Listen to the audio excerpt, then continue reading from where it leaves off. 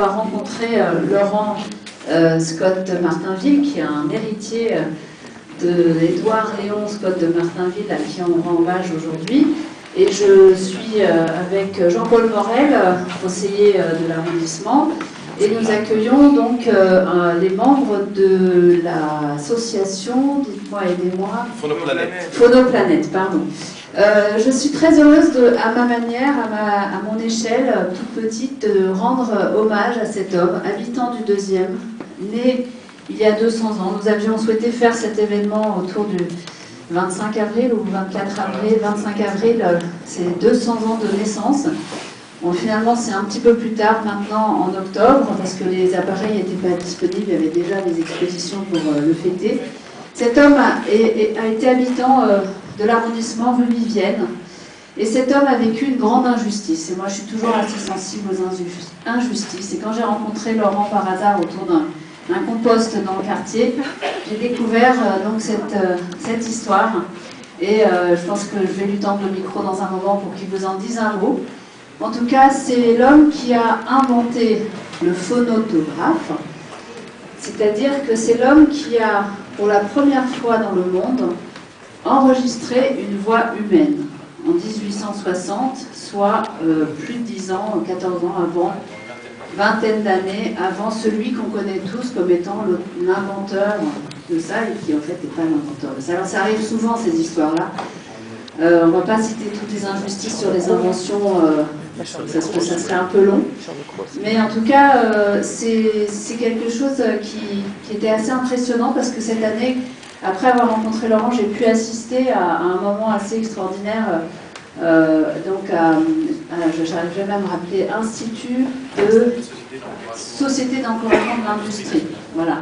Et j'ai pu assister, grâce aux membres de l'association, j'ai pu assister à écouter un enregistrement avec un phonotographe et à entendre donc comment marchait cet instrument.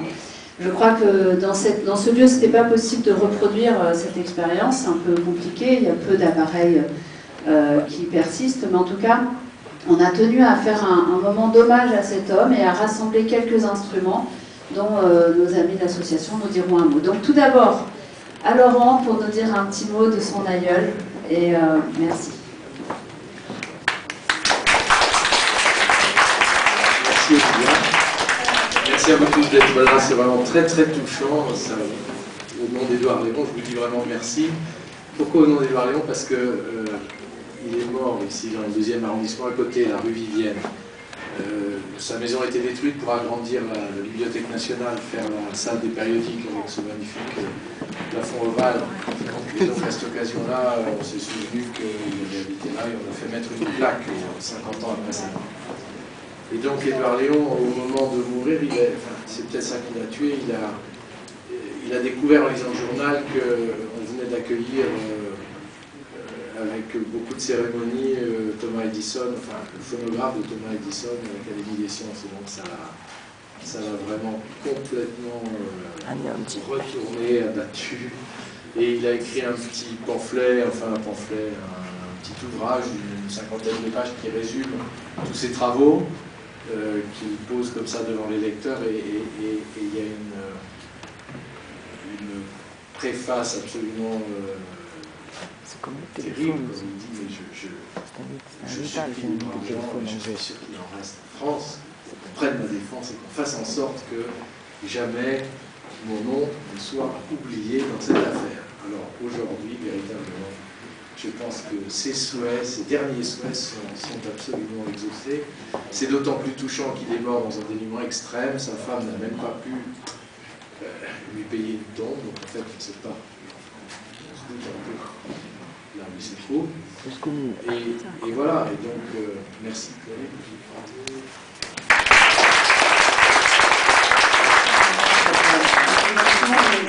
Je vous passe la parole pour que vous nous disiez un mot de cette invention, de cet appareil et des appareils qui sont là ce soir.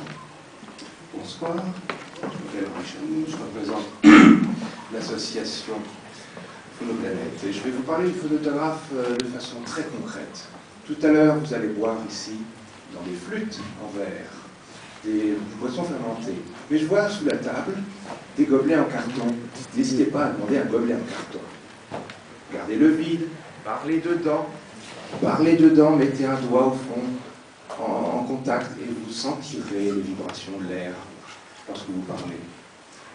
Eh bien, vous aurez déjà fait une partie de l'expérience d'Edward Léon Scott de Martinville. Ajoutez une pointe au foyer de cette membrane au fond du gobelet. Et faites défiler une matière tendre en rotation. Pourquoi pas un cylindre? Pourquoi pas un disque? Cette matière tendre, pourquoi pas du noir de fumée enroulé sur un cylindre ou de la cire? Et vous aurez ainsi une inscription de votre voix. Vous aurez un enregistrement. C'est ainsi que les choses ont fonctionné durant 70 années, entre 1857 et 1927. En 1927 est apparu le microphone. Et donc à l'époque en particulier, on a produit pour le seul marché commercial français plus de 100 millions de cylindres et de disques. Toutes ces choses ont disparu pour la plupart. Et c'est dans les missions de l'association Phonoplanète que de faire connaître l'existence de ce patrimoine qui a échappé, dans sa grande majorité, à toute forme de conservation académique.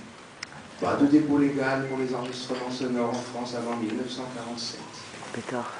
D'où l'intérêt des collections privées, du moins celles auxquelles on peut atteindre, les collections privées que l'on peut communiquer, on peut numériser et mettre en ligne et présenter. Voilà pour des actions purement académiques auprès d'instances universitaires ou CNRS, mais Phonoplanète, c'est aussi un beau musée, une des plus belles collections d'Europe de machines parlantes, dont vous avez ici quelques exemplaires. Ce musée est ouvert au public dans le 9e arrondissement, 53 boulevard des Rochechouart. C'est le Phonomuséum. Voilà, j'ai beaucoup de choses à ajouter. Merci. Et bien maintenant, je vous invite à bien trinquer à Édouard Léon et puis à nous tous qui sommes là et toutes qui sommes là ce soir. Merci à vous.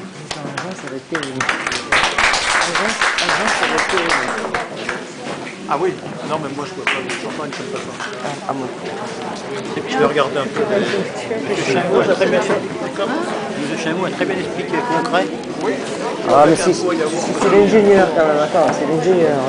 Hein, c'est l'ingénieur quand même. Ah oui, c'est un ingénieur. Ah bah oui, c'est un vrai ingénieur, c'est pas... Non, mais il a expliqué ça d'une façon... Non mais...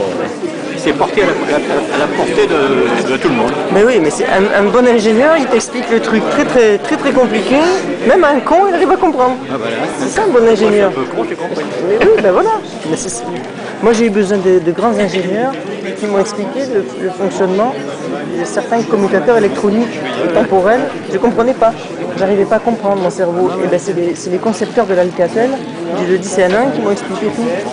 Ils m'ont expliqué et du coup j'ai mis sur mon site internet. Voilà. Comme moi j'avais des mecs qui m'avaient expliqué l'électricité, ils ne comprenaient pas, qu'il y avait le retour ou autre chose. On disait mais l'électricité, représentez-vous comme si c'était de l'eau, ça circule dans un tuyau, alors il faut un interrupteur sur le robinet, on l'ouvre, ça porte, ça continue. Et le retour c'est tout à l'égout qui rentre. Ah, et puis c'est recyclé, puis ça revient à la même eau, voilà. Oh. Je sais pas, moi je vais y penser au truc. Oui. Allez, sur ce, bon réveillon, joyeux Noël, tout ça, enfin bref, bonne année.